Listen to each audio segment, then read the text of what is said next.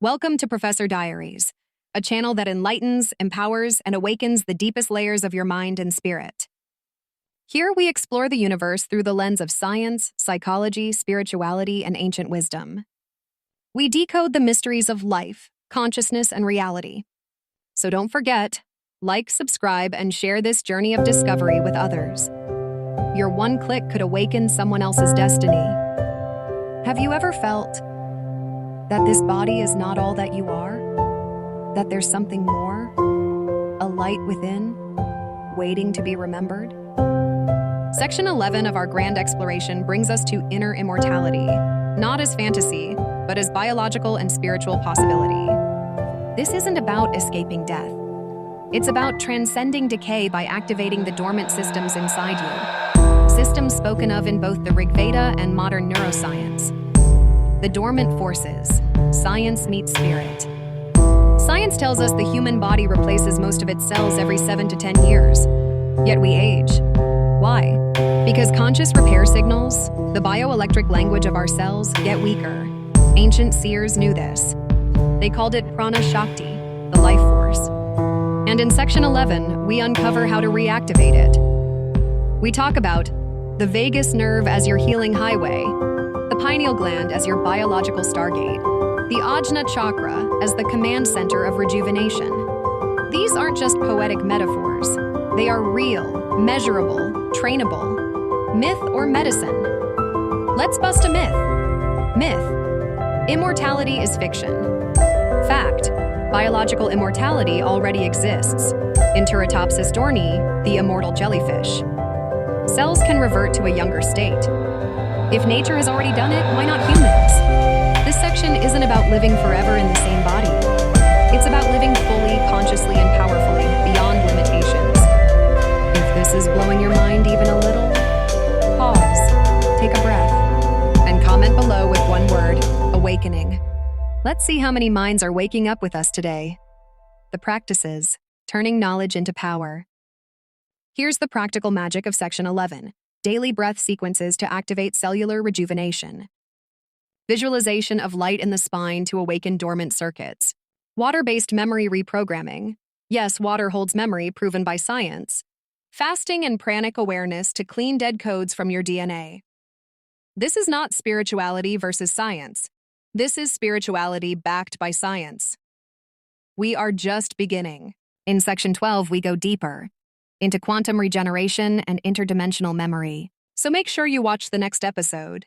And if you feel this message in your soul, share it, spread it, speak about it. Because somewhere, someone is waiting to remember who they truly are. Professor Diaries is not just a channel, it's a movement. Do you think memory is just in your brain? What if I told you it's stored across dimensions? Welcome back to Professor Diaries, where ancient Vedic science meets cutting-edge quantum biology. In section 12, we enter the hidden realms of quantum regeneration. We're not talking science fiction. We're talking real discoveries. Memory transfer in planaria worms, quantum entanglement in your DNA, water holding vibrational codes. And it's not just in the lab, it's in your body. The vagus nerve holds trauma, but also the key to your healing. The pineal gland decodes interdimensional signals. Your breath is the activator. We call it the quantum trinity of healing. Ancient seers accessed this through sound plus light plus stillness. And now, you can too, with 3 simple practices. 1. Hum, Om, slowly while exhaling. 2. Visualize light flooding your spine. 3. Drink energized water with gratitude. You're not just healing, you're becoming limitless. Ready to remember who you truly are? Type Quantum Awakening in the comments and let's awaken together. This is Professor Diaries, where your biology becomes your bridge to divinity. Watch the next shorts to unlock cellular karma and divine intelligence. Welcome to Professor Diaries, the channel where science meets spirit and ancient wisdom decodes your modern biology. If you feel something deeper is guiding your life, if you wonder why some patterns repeat, even when your mind wants to break free, then this video will change everything. Part 1. The invisible code inside you. There's a secret script playing inside your body right now. Every thought, every action, every desire you've ever had. It leaves a vibrational footprint, not just in your brain, in your cells. This is the science of cellular karma. Ancient yogis called it samskaras, imprints from past lives and this life. Modern biology calls it epigenetics, how environment, emotion, and intention shape gene expression. So what does this mean? It means you don't just inherit your parents' DNA, you inherit karmic tendencies, unfinished lessons from lifetimes before. And they live in the rhythm of your breath, the beat of your heart, the silence between your thoughts. Part 2. How divine intelligence operates inside cells. Imagine this. Your body has 37.2 trillion cells. Each one is not just a machine. It's a conscious entity responding to signals from the universe. This is where divine intelligence steps in. Some call it Ishwara, others call it universal mind. But science calls it biofield communication. Your cells are listening to your intentions, your voice, your emotional states. They don't obey fear. They respond to truth. That's why affirmations can change body chemistry. That's why sound healing, mantras, and spiritual intent affect health. If this resonates, type Karma Awakened in the comments. Let's see how many souls are awakening to this truth together. Awaken your light body. Cellular ascension begins. Now series, Immortality series, Professor Diaries. You are not just made of stardust. You are made of light, and your body remembers it. Welcome to Professor Diaries, where ancient Vedic knowledge merges with quantum neuroscience and biospirituality. This isn't just science. This is a revelation. Today we unlock a forgotten truth. Your cells are designed to ascend. They are not machines. They are biointelligent portals, capable of absorbing, storing, and radiating divine light. And this process has a name: cellular ascension. Part 1. What is cellular ascension? Every moment, your body emits light particles called biophotons. Measured by German researchers and confirmed by quantum biology labs, your cells are literally glowing, even if your eyes can't see it. But ancient yogis did see it. They spoke of the Divya Sharira, the divine body, a form of yourself that is light-based, pure, aware, and immortal. This wasn't metaphor, it was spiritual physics. The rishis knew that the human body could be upgraded by aligning breath, thought, and energy to cosmic rhythms. When this happens, your pineal gland activates, your DNA emits stronger light signals, your ajna chakra opens like a sun, and your body doesn't just heal, it evolves. Part 2. The sun as your DNA's spiritual guide. Science tells us your cells have chromophores, molecules that absorb sunlight. But Vedic texts said, the sun is the soul of all beings. Modern biology confirms, circadian rhythms are set by sunlight. Morning light regulates your hormones. Light affects your mood, immunity, and even gene expression. But that's just the start. Sunlight contains codes. Yes, real cosmic data, wavelengths that inform the biological soul. Yogis practice Surya Tritaka, sun gazing just at sunrise. Why? Because that golden light enters through your retina, activates the pineal gland, and opens your third eye. Part 3, the pineal stargate light intelligence. Nestled deep in your brain is the pineal gland, long thought to be the seat of the soul. Modern research shows it contains crystalline calcite structures, able to receive light and electromagnetic signals. It's not just a gland, it's a biological antenna. When activated, it produces dimethyltryptamine, DMT, a molecule that opens interdimensional perception. You don't need external substances. You already have the code inside. And when you combine breath, light, vibration, and stillness, you awaken the inner stargate. Part 4. DNA as a light code storage. Your DNA isn't just a genetic library, it's a light reactive matrix. Russian scientists in the 1990s discovered that DNA responds to light and can be reprogrammed using sound frequencies. Vedic chants, mantras, seed syllables like Om, they resonate at the cellular level. and they trigger DNA to release stuck memory, what you may call karmic imprints. So healing isn't just emotional or physical, it's photonic. When you align with the right frequency, you don't just remember your past, you upgrade your future. Part 5. Practices for cellular ascension. Here's how you start the process of light body activation. 1. Sunrise ritual. Step into the rising sun for 5 minutes daily. No sunglasses, eyes closed or gently open. Let the light bathe your pineal gland. 2. Ajna breathing. Inhale while visualizing golden light entering your third eye. Exhale slowly, expanding that light throughout your spine. 3. Water light. Coding. Speak gratitude into your water. Bless it with intention. Water stores memory and transfers it to your cells. 4.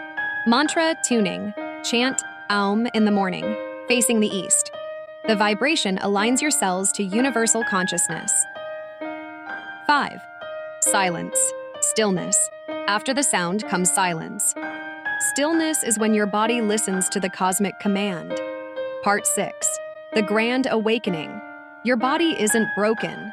It's dormant. You are not here to suffer. You are here to remember. Light is not just around you. It is you. And the universe is not waiting to save you. It's waiting for you to switch on. You are the future of biology. You are the bridge between atoms and awareness. And you are already ascending. If this message resonates in your soul, comment now. I am ascending.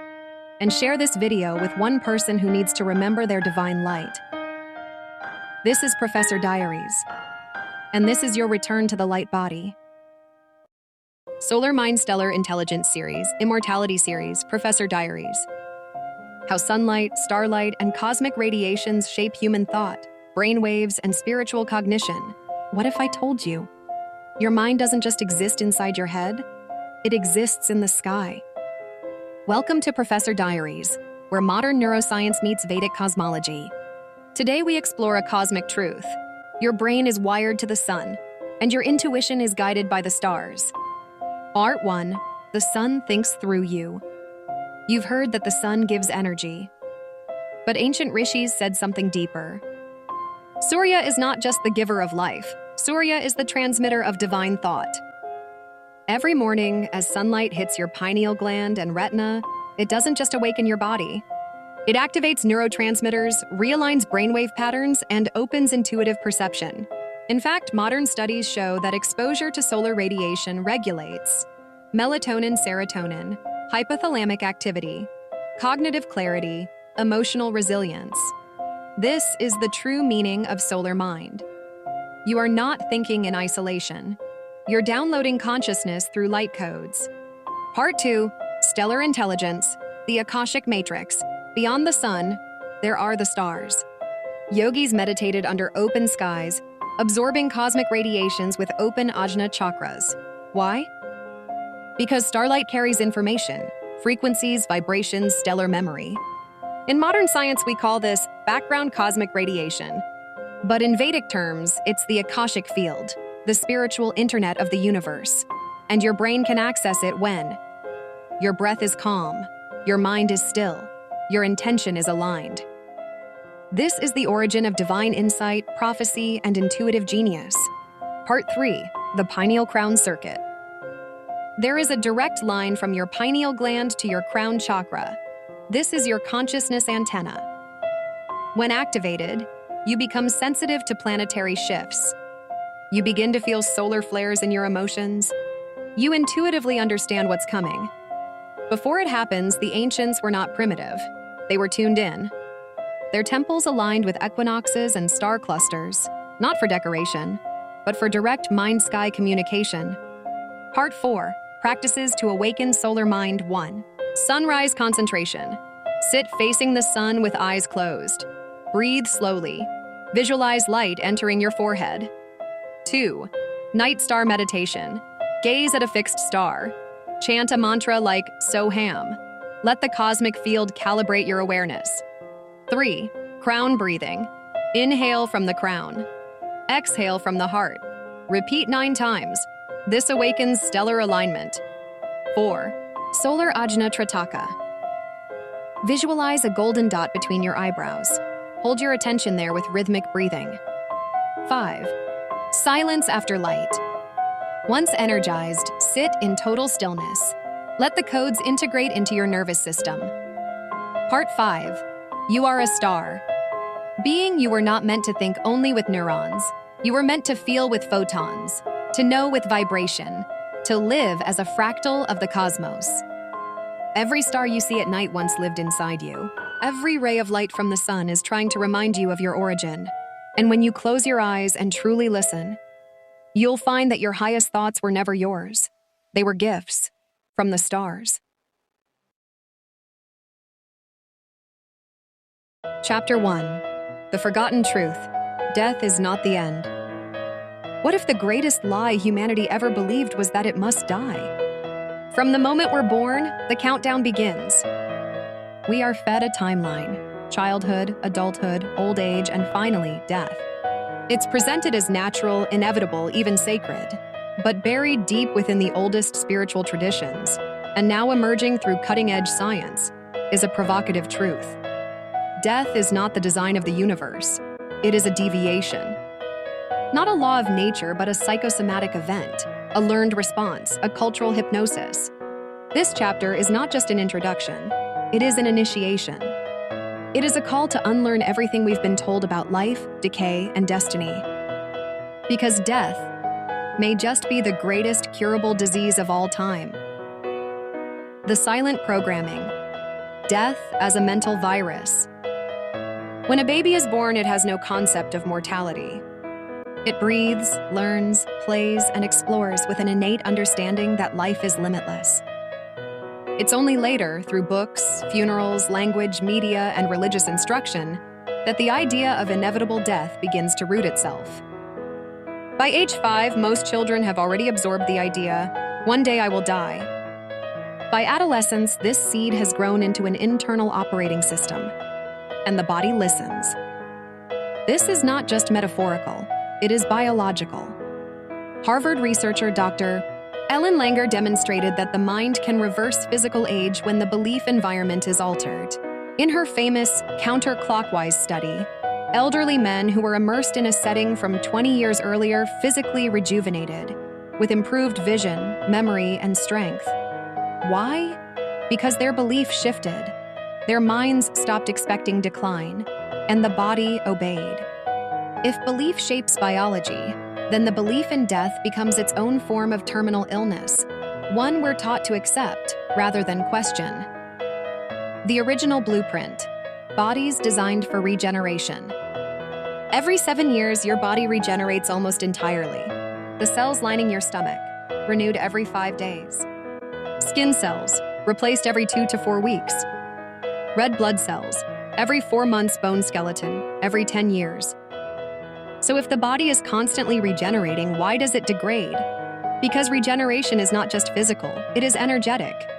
Ancient Vedic teachings described the body as 5 koshas, layers. 1. Annamaya, physical. 2. Pranamaya, energetic. 3. Manomaya, mental. 4. Vijnanamaya, intellectual. 5. Anandamaya, blissful, conscious. The root cause of death lies not in the physical Annamaya sheath, but in the decay of prana, the vital life energy. When prana is blocked, diminished, or contaminated by toxic thought patterns, emotional trauma, and unnatural living, it starves the cells of subtle nourishment. The body may still get oxygen and food, but not life force. The result? Cellular confusion, aging, disease, death. Yogis, however, knew how to breathe life back into the body through pranayama, mudras, bandhas, and kriya practices. Some could go without food or water for weeks, suspended in states of deep inner vitality. They knew the secret. You are not sustained by matter, but by consciousness. Near-death experiences, the evidence of continuity. Thousands of documented near-death experiences, NDEs, have revealed one central truth: death is not an end. From cardiac arrest survivors to coma patients, People from all backgrounds report similar phenomena: floating above the body, hearing conversations in other rooms, traveling through tunnels of light, meeting deceased relatives or divine beings, experiencing overwhelming love, peace, or a life review. Dr. Pim van Lommel, a Dutch cardiologist, studied hundreds of NDEs in clinically dead patients. His conclusion: consciousness survives bodily death. In fact, in many cases, the patient returned with enhanced intuition, spontaneous healing, accelerated learning, reversed diseases. This aligns with ancient yogic philosophy. The soul, Atman, is eternal, and the body is only a temporary vessel. Quantum immortality, physics and the many worlds. Quantum physics shatters our Newtonian understanding of reality. According to the many worlds interpretation, every possible outcome exists simultaneously in parallel realities. In one universe, you may have died in an accident. In another, you survived. This theory has led to the idea of quantum immortality, that consciousness never experiences its own end. When faced with death, awareness jumps to the next viable version of reality. Now combine this with the observer effect, that particles exist in undefined states until observed. It means that our observation of death, our belief in its inevitability, collapses its probability into reality. If we stop observing it, expecting it, fearing it, we could change the script. The Vedic code: Soma, Amrita, and Kaya Kalpa. In Rigveda and Atharva Veda, there are vivid references to Soma and Amrita, elixirs of immortality. These weren't just poetic metaphors. They described biochemical and vibrational substances generated within the human body during deep spiritual practice. Texts on Kaya Kalpa, the yogic science of body rejuvenation, speak of regenerating organs, reversing gray hair, regrowing teeth, extending life beyond 100 years. Tibetan monks, Naga sadhus, Tamil siddhars, and even Egyptian mystery schools preserved similar knowledge. What's common across them? Detoxification of karma, breath mastery, energy circulation, activation of dormant DNA. They didn't see aging and death as normal. They saw them as interruptions in the current of consciousness. Language, culture, the death script. Our languages betray us. We say, "He passed away." "She's no longer with us." "Rest in peace." "Life is short." These phrases encode mortality into our collective psyche. But what if language could evolve? What if we began saying, "She transitioned realms"? "He shifted frequency"? They are still connected in a subtler dimension. In ancient Sanskrit, words like Mrityunjaya, victor over death, and Amritasya Putra, children of immortality, point to a different self-image, one of conscious beings playing in material form. The first step toward immortality: awareness. You don't need biotech, billion-dollar longevity labs, or cryogenic chambers to defeat death. You need awareness. Awareness of your energy, your thoughts, your breath, your inner story. Start by noticing: when do you feel most alive? What beliefs do you hold about aging? What language do you use when speaking about time, age, health, and life? Your biology is listening. Every word you speak is a spell. You are the cure. Death is not a punishment. It's a mirror. It reflects your inner programming, your forgotten nature, your inherited stories. But all of that can be rewritten. You are not made to wither. You are designed to evolve. You are not made to mourn existence. You are meant to master it. The forgotten truth is this: you are immortal in essence. And that essence can become your reality if you dare to remember. Chapter 2: Cellular Death, the Biological Betrayal. Every war begins with a betrayal. But what if the greatest betrayal isn't by a nation, a partner, or a belief system, but by your own cells? Inside your body, at this very moment, millions of cells are living, dying, and regenerating. It is a beautiful choreography, a sacred dance. Yet this symphony of life can suddenly shift into disharmony. What was once regeneration becomes degeneration. What was once healing becomes decay. This isn't just biology, it's betrayal. cellular betrayal. We call it aging. We call it disease. We call it death. But what if this betrayal is not destiny? What if it's a mistake? Worse yet, what if it's our own doing? The lie of natural decay. For decades, we've believed that death begins in the body due to wear and tear, that the human system is like a machine with a shelf life. But what if that analogy is false? Machines don't heal themselves. Humans do. Machines degrade. Humans regenerate. Every 7 years, almost every single cell in your body is replaced. Your stomach lining regenerates every few days. Your skin is new every month. Your bones rebuild every decade. And yet, we continue to believe we are in inevitable decline. Why? Because we've normalized decay. We've embedded death into our biology through a far more powerful force than time: belief. The Hayflick myth and telomere trap. In 1961, Leonard Hayflick discovered that human cells have a limit to how many times they can divide.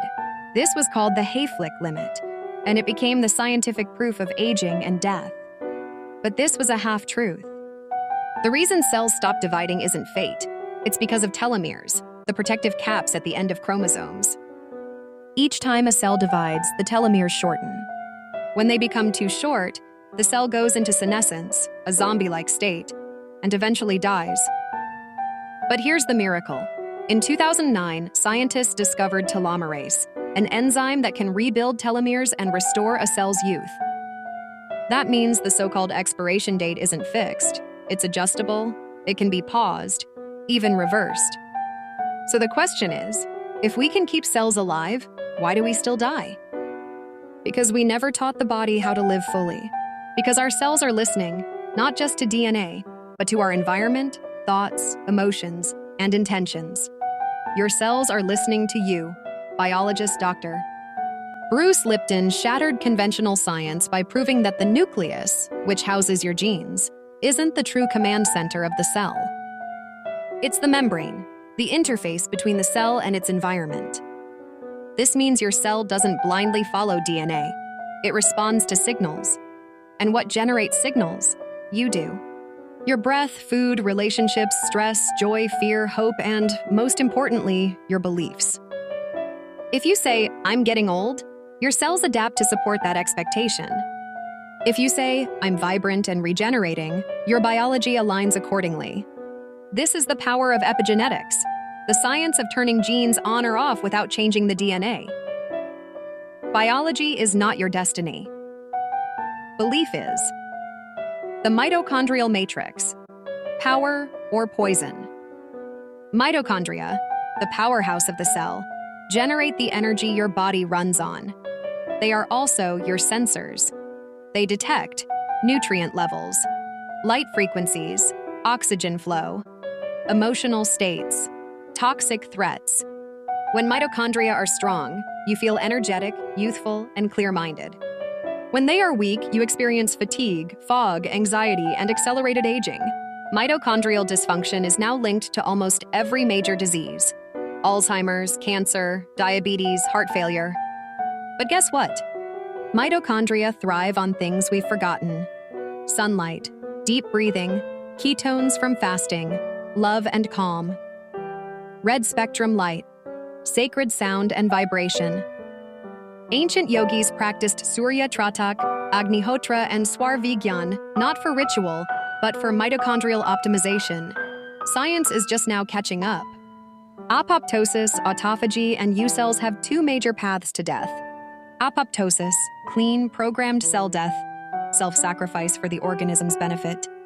Necrosis, chaotic, inflammatory death, usually caused by injury or infection. But there's also a hidden miracle: autophagy, the cell's ability to self-clean, recycle, and renew itself. It's activated by intermittent fasting, deep sleep, intense exercise, certain herbs like ashwagandha and turmeric. Autophagy is your built-in anti-aging program. But in a modern lifestyle full of stress, snacking, and screen time, autophagy remains inactive. So instead of healing, the cell decays. Instead of evolving, it dies. Not because of bad genes, but because of bad instructions. The Vedic view, Prana and vibrational death. The Vedas taught that life is sustained not by flesh and blood, but by prana, the vital life force. Prana travels through nadis, energy channels, reaching every cell. When prana flows freely, there is health. When blocked, there is disease. When withdrawn, there is death. Yogic texts describe 5 types of prana. 1. Prana, incoming energy. 2. Apana, outgoing cleansing energy. 3. Samana, digestive, fire energy. 4. Udana, rising energy, growth and speech. 5. Vyana, expansive energy, circulation. When these are balanced, the body becomes luminous. When distorted, death begins even in a living body. In this view, death doesn't start at the moment of clinical failure. It starts when prana weakens. Swarvigyan, breath as biochemistry. The ancient science of Swarvigyan maps the breath to brain hemispheres and organ systems. Yogis discovered that by controlling breath, especially the dominant nostril, one could heal disease, delay death, extend life force, enter higher states of consciousness. Modern science supports this. Alternate nostril breathing improves heart rate variability, reduces cortisol, enhances focus, and even alters DNA expression. So why don't we do it? Because we've betrayed the sacred body, not intentionally, but through disconnection. We forgot that the breath is not just oxygen, it is intelligence. The role of toxins, trauma, and technology. Our cells were not designed for artificial food, constant noise, negative media, radiation-emitting devices, traumatic childhoods, dead routines. Each of these injects biological confusion into the cell's operating system. The cell begins to question, am I in danger? Should I replicate? Should I die? Chronic stress activates cortisol. Cortisol suppresses immunity, shrinks the hippocampus, and promotes aging. Trauma alters gene expression. Toxins inhibit ATP production. Every layer of modern life is a biochemical assault, unless reversed consciously. The body can recover, but first, the betrayal must stop.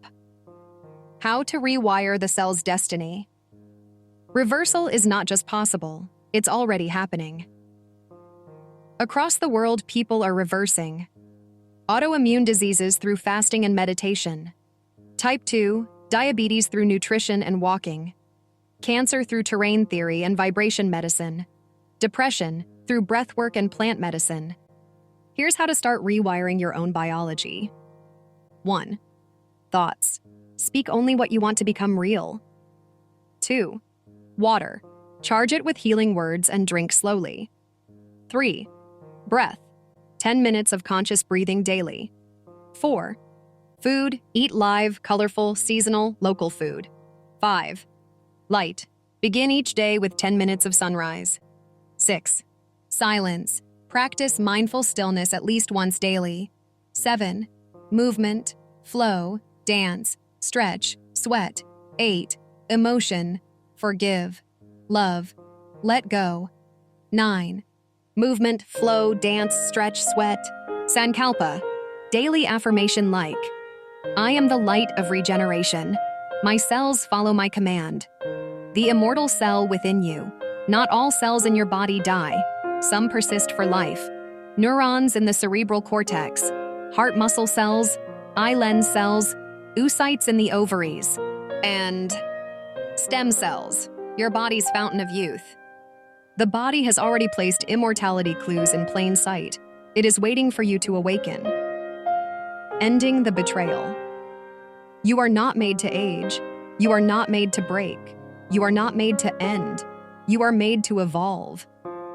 Death begins when communication breaks down between you and your cells. Healing begins when you remember the truth. Your body is not your prison. It is your canvas. Your cells are not your enemy. They are your disciples. Your destiny is not to die. It is to transcend. The betrayal ends now. Because you have remembered, you are the commander of your cellular symphony. Chapter 3. The brain's final illusion. Reprogramming the death signal. The brain is the architect of reality. It is the seat of thought, emotion, memory, and identity. But it is also the birthplace of illusion. Of all the myths ever whispered into human consciousness, none is more dangerous than this: that death is final, irreversible, and absolute.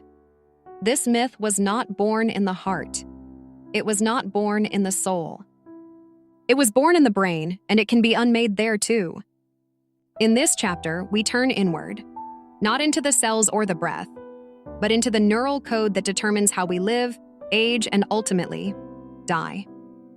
Because the brain, for all its power, doesn't know the difference between reality and belief. And that changes everything. The brain: generator, receiver, or prisoner? For centuries, science viewed the brain as the sole generator of consciousness. All thoughts, awareness, and memories were assumed to arise from electrical and chemical signals, like a biological computer. But this view is now being challenged on multiple fronts. Near-death experiences where patients with flatlined brains report vivid awareness. Quantum cognition models suggesting the brain is a receiver of information, not its source. Neuroscience of belief, which shows how thoughts can override physical pain, cure disease, or destroy health. In ancient traditions, the brain was never seen as the creator of soul, but as its translator, a bridge, a portal, a tool. This means, if the brain can be reprogrammed, the experience of life and death can be redesigned. Neuroplasticity: the brain can change itself. Neuroplasticity is the brain's ability to rewire itself based on experiences, thoughts, emotions, and environments. This rewiring is happening every second. Every time you learn something new, every time you feel joy or fear, every time you repeat a thought or belief, the brain strengthens the pathways it uses most. It is always learning what you tell it is true. So if you tell the brain, "I am aging, I am tired, I am dying," it will optimize for decay. "I am youthful, evolving, limitless." It will rewire for longevity. This is not positive thinking. It's neural engineering. What you believe about life and death becomes the operating system for your entire body. The default mode network, the inner narrator. Inside your brain is a system called the default mode network, DMN. It is active when you're thinking about yourself, your past, your future, or your identity. It is the home of the inner narrator, the voice that tells you who you are. But here's the catch. The DMN is also responsible for maintaining your illusion of separation, mortality, and limitation. It's the DMN that says, "You are this body. You will get old. You will eventually die." In spiritual practices, deep meditation, psychedelics, breathwork, what happens? The DMN shuts down, and suddenly people report timelessness, unity with all life, disappearance of fear, awareness beyond the body. This is not hallucination. It's the removal of the death filter. You don't need a drug to access this state. You need presence. You need rewiring. You need to quiet the voice of doom. The midbrain, pineal gland, and the secret gate. The midbrain, especially the pineal gland, has been revered in every mystical tradition. In Vedic scriptures, it is the Ajna chakra, the third eye. In Egyptian mythology, the Eye of Horus mirrors the structure of the pineal. In modern science, the pineal gland regulates circadian rhythm, produces melatonin, responds to electromagnetic frequencies, is sensitive to light and dark, even inside the skull. But esoteric teachings go further. They say the pineal can secrete DMT, the spirit molecule, can perceive other dimensions, can serve as the gateway at death and rebirth. If the pineal is calcified, dormant, or toxified, it cannot act as your conscious exit point. If it is activated, aligned, and awakened, it becomes your portal to immortality. Practices that awaken the pineal include meditation in darkness, breath retention, kumbhaka, chanting, Om, sacred geometry, visualization, diets rich in raw chlorophyll and free of fluoride. This is not superstition. It's neuro-spiritual science. and it holds the key to escaping the death illusion embedded in the brain. Circadian rhythm and chronodeath. Your body doesn't just live biologically, it lives by the clock. Hormones rise and fall. Body temperature fluctuates. Mental clarity peaks and dips. Even cell repair follows a rhythm. This is called the circadian rhythm, your internal 24-hour clock. But here's the danger. When the circadian rhythm is disrupted, so is health. Shift workers age faster. Night owls have higher cancer risk. Jet lag increases inflammation. Screen time before bed shortens lifespan. Why? Because time is not a human invention, it is a biological conductor. The ancients rose with the sun, meditated at dawn, ate at the same hours, honored lunar cycles. They lived in rhythm with nature and extended life naturally. In contrast, modern life violates all rhythms. When you live out of sync, you send your brain a signal. Something is wrong. And the brain begins the death process early. Restoring your rhythm can delay decay. Rise at sunrise. Sleep by 10 p.m. Fast between sunset and sunrise. Meditate at Brahma Muhurta pre-dawn. Reduce artificial light at night. Reclaim time, and you reclaim life. Belief, fear, and the neurology of death. Fear of death is stored in the amygdala, the brain's fear center. This fear controls behavior, emotion, even gene expression. It triggers inflammation, immunosuppression, stress hormone, overload, digestive dysfunction, cellular mutation. It creates a chronic threat signal. I must prepare for death. The more you fear death, the faster you die. But when you rewire that fear, through exposure to mortality, through acceptance of soul continuity, through death meditation, Maranasati, through service, purpose, and love, the amygdala quiets. The prefrontal cortex awakens. You shift from reaction to creation. You go from dying unconsciously to living consciously. Brainwaves and the death simulation. The brain has 5 major wave states: beta, alert, active, problem-solving. Alpha, calm, relaxed, creative. Theta, dreamlike, subconscious. Delta, deep sleep and healing. Gamma, transcendence, insight, bliss. Death isn't just a biological process, it's a neurological transition. When people are dying, beta vanishes, theta rises, gamma flashes right before the final breath. These gamma surges are often associated with euphoria, cosmic unity, light tunnels, encounters with beings or memories. Some researchers believe the death experience is a built-in program, like a pre-installed app in the brain to ease the soul's departure. But what if it can be activated before biological death? What if you could train your brain to enter death awareness while alive? This is what yogis called samadhi. This is what the Buddha called nirvana. This is what sages achieved by mastering the death illusion while fully alive. Reprogramming the death signal. Now, with all this knowledge, what can you do? You can begin rewiring the signal of death in the brain by 1. Rewriting your story. Begin each day by saying, I am evolving, I am eternal, I am sovereign. 2. Daily gamma. Priming. Practice heart-brain coherence or chanting, especially Om, to activate gamma. Silence and stillness. Quiet the default mode network for at least 15 minutes daily. Circadian alignment. Live in harmony with light, food, sleep, and sun. Ajna activation. Ajna activation. Tratak, Kumbhaka, pineal-focused meditations once a week. Neuroplastic journaling. Each night, write one way your brain served life, not fear. Memento mori practice. Reflect on death, not to fear it, but to free the brain from it.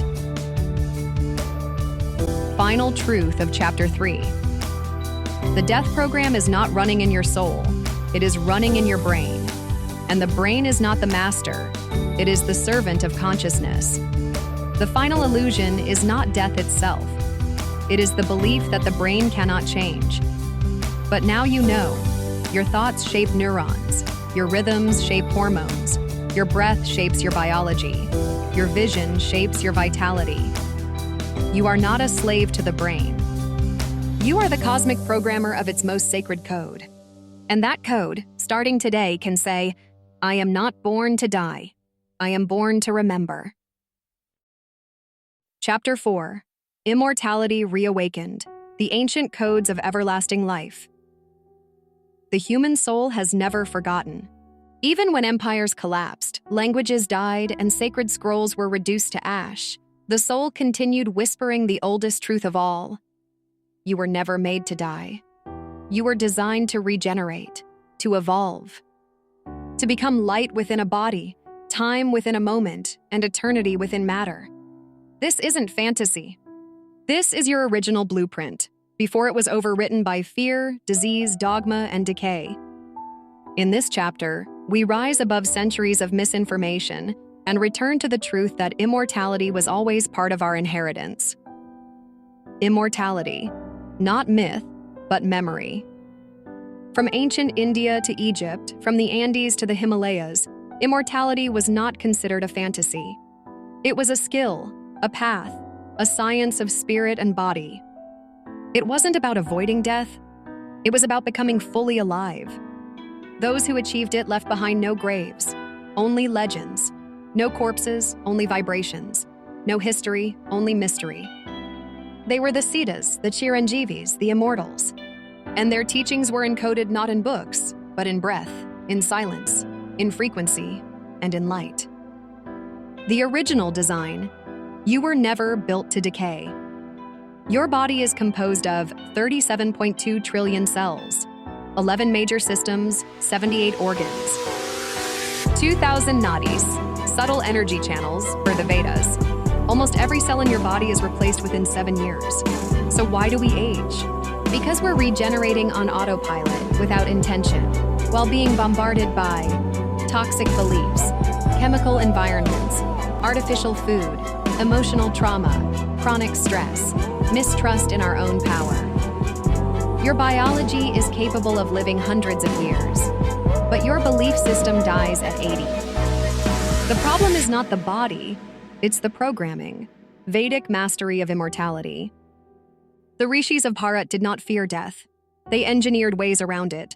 They practiced soma activation, an inner state of biochemical bliss; kayakalpa, the transformation of the physical body; pranayama, using breath to cleanse and extend life; swarvigyan, breath-based science to guide energy across organs and time. These weren't rituals, they were sacred systems. Masters like Ashwatthama, Hanuman, and Markandeya defied death, not metaphorically, but biologically. Kayakalpa in modern science. Translated into modern terms, Kayakalpa includes fasting to trigger autophagy and stem cell renewal, red light therapy to stimulate mitochondrial energy, herbal rejuvenation, adaptogens like ashwagandha, shilajit, brahmi, silence and sensory detox, the nervous system's greatest medicine, seasonal and solar alignment to reset circadian and hormonal rhythms. But the key isn't technology, it's sacred awareness. Without devotion, the alchemy fails. Egyptian codes Ka, Ba, and Ak. In Egypt, immortality meant merging the life force, K, the soul essence, Ba, and the immortal light, Ak. Pyramids were built as resonance chambers. Sound rituals, breath control, and star alignment created bodies of light. They believed immortality was attained by becoming geometrically aligned with cosmic patterns. Burial chambers weren't graves. They were launch pads for resurrection. Taoist and Siddha secrets. Taoist immortals circulated their energy using the microcosmic orbit. Sexual transmutation, inner alchemy, golden elixir practices. Siddhars of Tamil Nadu left behind verses on living for hundreds of years, growing back lost teeth, and even making themselves invisible through breath mastery. They didn't chase immortality. They embodied it through discipline, silence, and internal fire. Ayurveda and the reversal of time. Ayurveda views aging as a vata imbalance, a drying and scattering of life force. Its solutions: Rasayanas like Chyawanprash, Amla, and Shilajit. Vasti and Nasha therapies to clean the colon and stimulate the brain. Abhyanga, oil massage, to ground the nervous system. Daily routines, dinacharya, to realign the biological clock. Right conduct, sadvrita, to harmonize mind and matter. In essence, longevity is built by rhythm, not resistance. The new science of light and frequency. Your body is not solid, it is vibration. It emits biophotons, light particles used for cell-to-cell communication. Quantum biology now confirms DNA acts as a light antenna. Mitochondria respond to sound, light, and intention. Fascia transmits vibrational signals instantly. Practices like Om chanting, red light therapy, coherent breathwork, solfeggio frequencies aren't spiritual fads. They are neural rewiring tools. They restore frequency coherence, the true antidote to death. Mythological witnesses of the undying. Every culture carries whispers of immortals. Al-Qadr in Islam. Enoch and Melchizedek in Judeo-Christian texts. Changguolao in Chinese Taoism. Nandudeva and Babaji in Hindu lore. These beings represent what happens when the body obeys the soul. Some walk among us even now, not seen by eyes but felt by frequency. Modern immortality, what the world is getting wrong. Cryonics, stem cell banks, and billionaires chasing age reversal forget one thing. Without soul, immortality becomes imprisonment. True immortality isn't just years, it's freedom from fear. Not to live longer, but to live more lightly. It is not length, it is luminosity. The soul's role in biological immortality. When you live your dharma, your soul's mission, your body becomes timeless. Your breath synchronizes with the earth. Your heartbeat realigns with solar rhythm. Your cells receive light-based instruction from your soul. A body that obeys the soul will never decay unnecessarily. It may one day transform, but not suffer. Time is a belief, not a law. Time slows in meditation. Time stops in ecstasy. Time breaks in trauma. And time can be transcended through inner stillness. The body's aging is nothing but an echo of how we relate to time. Learn to live outside of the clock, and the death program dissolves. Immortality Journal prompts. 1. What is aging teaching me? 2. Where do I carry death inside me as emotion or belief? 3. Which part of me has never aged? 4. What memory in me feels eternal? 5. What would I choose if time was no longer a limit? Write, reflect, rewire. The final breath. Chosen, not stolen. Immortals don't die. They exit consciously. With mantra. With alignment. With stillness. Like a flame retreating into its source. This is not fantasy. This is memory. Affirmation of the eternal self. I am not a body with a soul. I am a soul commanding light. My breath is eternal. My body listens to my will. My cells follow my frequency. Death has no dominion here. You are the Amritam. You are the nectar. You are the remembering. And now the code is awake in you again. The earth has always known beneath her soil lie the bones of saints who never decayed. In her sky shine constellations once charted by timeless souls. And within her people stirs a memory of a time when death was not inevitable but optional. That memory was buried under centuries of survival, war, control, and spiritual amnesia. But now, that memory is stirring again. Something is waking, not just in yogis or monks, but in the hearts of ordinary humans.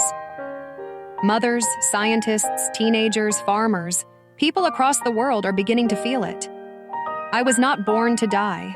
I was born to remember. And that remembrance is not personal. It's planetary. This is not your resurrection alone. This is the resurrection of a species. From individual immortality to collective light, you have begun the sacred path. You've cleansed the cellular memory. You've reprogrammed beliefs. You've breathed consciously, loved deeply, and glimpsed eternity in silence. But now the journey expands. Because immortality is not meant for one, it is meant for all. Your body is a transmitter. Your breath is a broadcaster. Your soul is a signal. When you heal, the grid heals. When you remember, the earth realigns. The resurrection was never meant to be private. It was always destined to be shared, soul by soul, breath by breath. The end of the age of separation. We have lived in a programmed illusion, the age of separation, where death was normal, decay expected, and spirit disconnected. In this age, the soul was seen as separate from the body. The sacred was exiled to temples and texts. The human was reduced to a machine. But now, the tide is turning. The veil is thinning and the false authority of decay is collapsing. You are not here to die. You are here to anchor a new paradigm of remembrance. And it begins not with philosophy, but with frequency. The light body, humanity's forgotten technology. Your body is not simply flesh and blood. It is a temple of photons, a container of sacred geometry, a vehicle of cosmic intelligence. You carry within you 72,000 nadis, energy channels, a spinning Merkaba, light body field, a pineal gland that decodes cosmic light, a chakra system that maps directly to Earth's power centers, crystalline DNA strands, most of which lie dormant, waiting to be reawakened. The ancients called this the Divya Sharira, the divine body. Tibetans call it the rainbow body. The Egyptians called it Ak. Christians spoke of transfiguration. This body does not age, it does not decay, it does not forget. But it requires activation through breath, belief, love, and light. The earth-human grid and crystalline consciousness. The earth is not just soil and sky.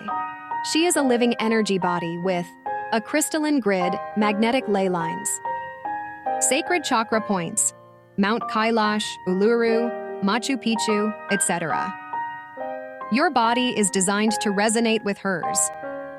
When you breathe with rhythm, fast with the moon, gaze at the sun, meditate in stillness, you realign your inner grid with the Earth's frequency. You become a planetary tuning fork, stabilizing light on the grid. You don't need to travel.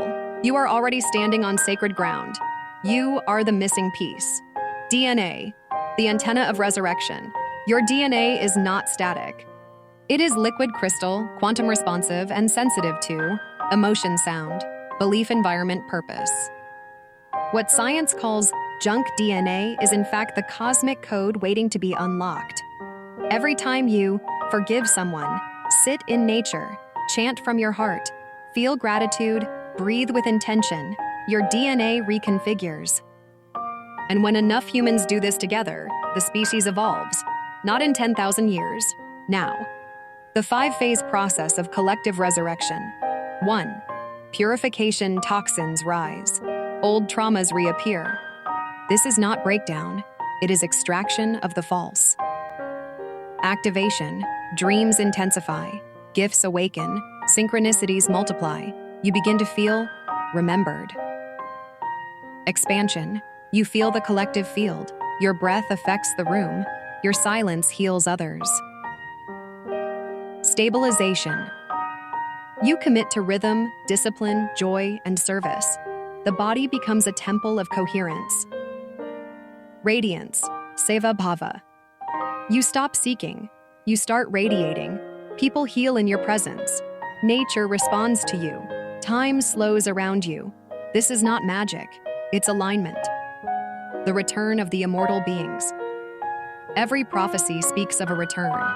The return of Kalki, the return of Christ, the arrival of Maitreya, the re-emergence of Babaji, the rise of the children of light. But what if it is not one being? What if it is a field? What if you are the return? You, the one who walks with light, breathes with purpose, and smiles with the memory of stars in your bones. Children of the new earth. They are already among us, star seeds, indigo souls, crystal children. They refuse conformity, Speak of galaxies. Heal others effortlessly. Remember lives they never learned. They are not defective. They are prototypes of humanity 2.0.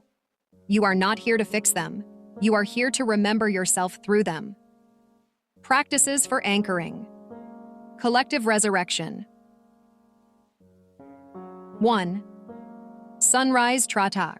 Refuse conformity, speak of galaxies, heal others effortlessly. Remember lives they never learned, not defective prototypes of humanity 2.0. You are not here to fix them, here to remember yourself through them. 2 minutes of sun gazing plus silence. Mantra. I breathe for the earth. 2. Water charging ritual. Hold water. Whisper your truth.